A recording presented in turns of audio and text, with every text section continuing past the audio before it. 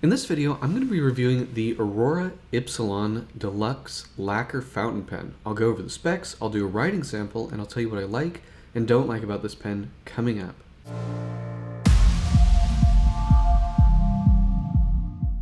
Blake here with Blake's Broadcast. On this channel, I review fountain pens, paper, and ink, and as always, I put links in the show notes in the description below. Alright, let's get on with the review.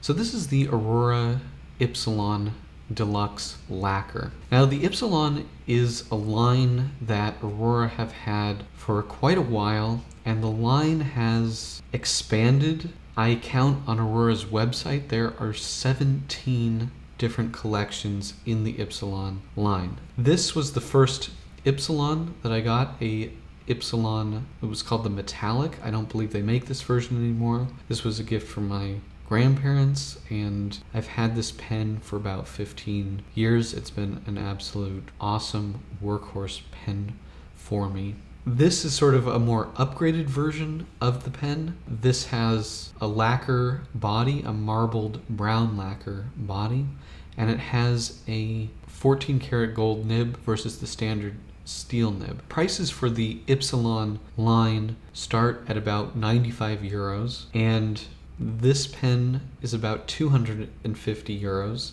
so quite a lot more money than that standard pen. The standard Ipsilon has a more bulbous cap. It kind of protrudes out here in the middle more than this one, but otherwise the same pen, steel or gold nibs. Okay, let's walk through it. So Ipsilon is the Y in Italian, or I also think Ipsilon is also the Y in Greek.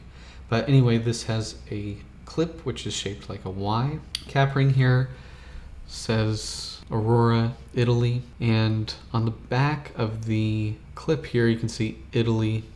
And then somewhere on here, I don't know if you're going to be able to see it, there is a M engraved in the side here. That is the outside of the pen, black finial and bottom of the pen. This pen has a snap cap.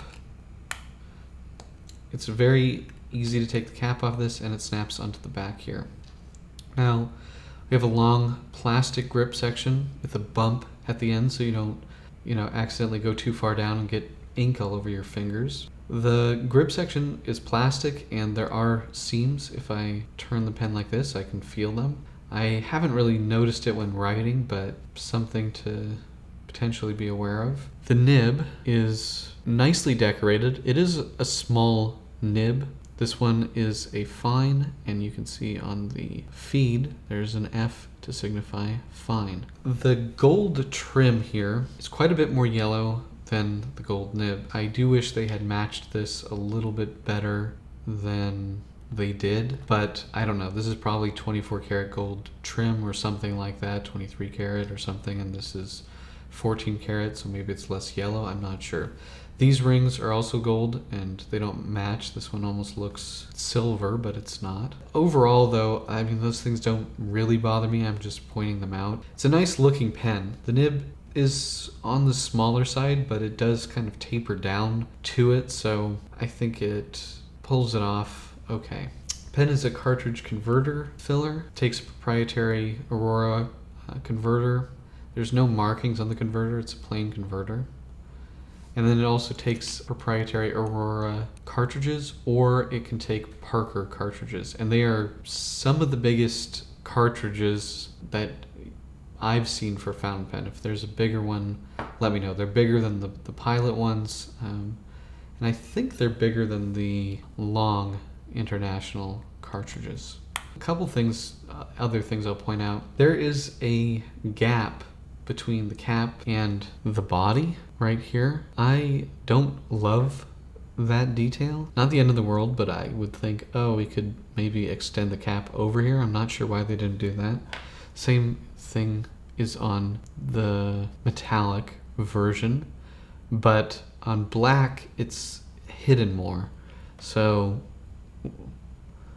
less noticeable there than here, I think. The other thing that is maybe somewhat strange is if you look here, the marbling kind of gets blurry. I don't know why that is. There's another place here where you see it, but to a lesser degree. I don't know if something was holding the pen like this when it was being painted or drying. I don't really know the technique that they're using to lacquer these pens, but it's interesting. You know, you have very defined marbling here, and then all of a sudden it's blurry. So I don't know what the deal is with that. Measure the pen. It's 13.4, no, 0.6 millimeters or centimeters long. And here we're looking at about, I would say that is 11.8. And posted. This is a pen that I do like using posted. It works well posted and unposted for me. Just a hair under 15 centimeters. It's a nice size pen. Just as a comparison, here it is against a Pilot Metropolitan. So you can just kind of see the size of the nib. The nib is a touch smaller than the Pilot Metropolitan nib. Now, in terms of size, these are pretty similar. I find the Aurora to be more comfortable just because you don't have this big step up to the barrel from the grip section. It's not a small pen, but it's not a big pen. It's kind of a average, everyday size sort of pen. Let's take a look at the width here on the barrel, looking at about 19 or 11.9 rather. Then on the grip section, do kind of at the widest point first, 10.6 or 7, and at the narrower part, 8.9. So it tapers down a decent amount. And then let's do the weight, 31 grams. So it has a decent weight to it, and actually in the barrel of this pen there is a brass lining, so there is some weight added to it. So 31.58, then uncapped 19.9 grams. It has, yeah, nice weight to this pen. All right, that is it. This is the Aurora box. It came with this pamphlet. I don't recall where it was. I don't know if it was inside the box. Not sure. There's a place for warranty. Stamp, anyway. Writing instruments since 1919. So it's a plastic box with this kind of felt top to it. There's a button here. Opens, and I don't know if you're gonna be able to see this. There's just kind of a felt in here. This thing doesn't lift out, but there you get a converter with this and the pen, and that's it. I did not get a cartridge with the pen. I only got the converter. Okay, let's do the paper test. So, this is the Aurora Ipsilon Deluxe Lacquer, and this is a fine nib, and this is Sailor Miru Eye, maybe.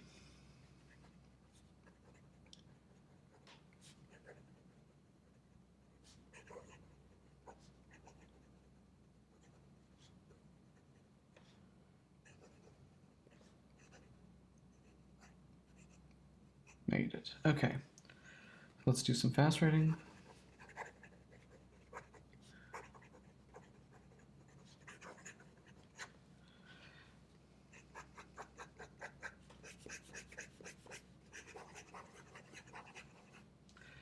Yep, pretty much keeps up.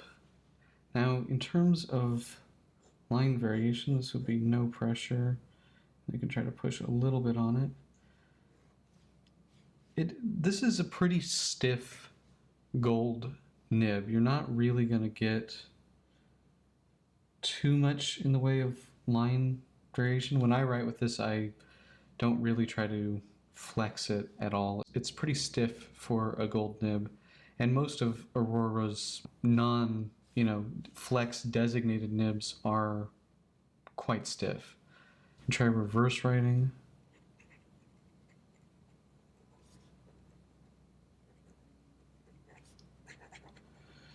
It seems like it can do this. It's toothy. This is scratchy. I mean, it's not the most scratchy for the top side of a nib that I've felt, but it's got some feedback. But yeah, it can do reverse writing.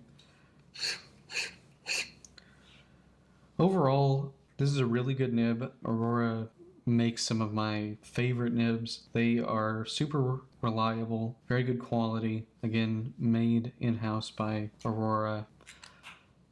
Yeah, this is a great everyday workhorse writing pen. Pros and cons for the Aurora Ipsilon Deluxe Lacquer fountain pen. My number one pro is that this pen looks really nice. It has a great Italian style. It's a unique looking pen. There is another pen that I can think of that looks quite like this. I like the lacquer body. It's pretty. It's kind of a unique lacquer treatment. I like that this pen has snap caps. It's makes it just very convenient. I like the long grip section. Aurora does a really good job making their pens comfortable. These pens are meant to be written with. They're not showpieces, even if they are very pretty. You know, Aurora designs these to be written with. I also like the large ink capacity that you get with Aurora's proprietary cartridges. You can also use Parker cartridges. And I like how well this pen writes. It's a super nice writer and it's reliable. I had the steel nib version of this pen for almost 15 years, and I'll admit there were times when I left ink in the pen for, we'll say, months, maybe a year, and to get it going again, just write a little bit and it would start flowing. It's a very well designed, very reliable pen. Do not do that with your pens. You should not leave ink in there for anywhere near that long. 2 weeks max if it's a non-permanent ink. If it's permanent, less than that for sure. In terms of cons, I don't love that these metal trims aren't, you know, exactly the same gold color. I wish they could have gotten that a little bit closer. I don't like that there are seams on this section, and you can feel them if you try to. The nib is small, so it does taper down pretty nicely, so it doesn't look super out of place on this pen, but it is small. It's a touch smaller than the Pilot nib you would get on a Pilot Metropolitan.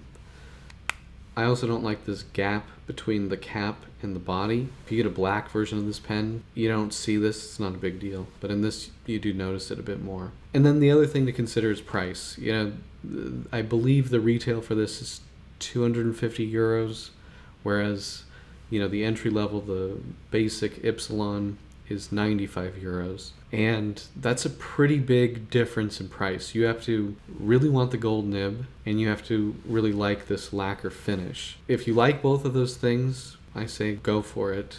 You know, it's a kind of a middle of the road pen in Aurora's lineup, and it is a super nice pen. Having owned the steel nib version for a long time, I'm not 100% sold on the gold nib for the Epsilon. The difference there isn't that huge to me, but the price difference is pretty big. It is nicer, but not by a lot. So those are my pros and cons for the Aurora Ipsilon Deluxe Lacquer fountain pen. Do you guys have this pen? Do you like this pen? Let me know in the comments section below. And if you like this video, please hit that like button. And if you want to see more fountain pen, paper, and ink videos, please hit that subscribe button. Thank you guys so much, and until next time.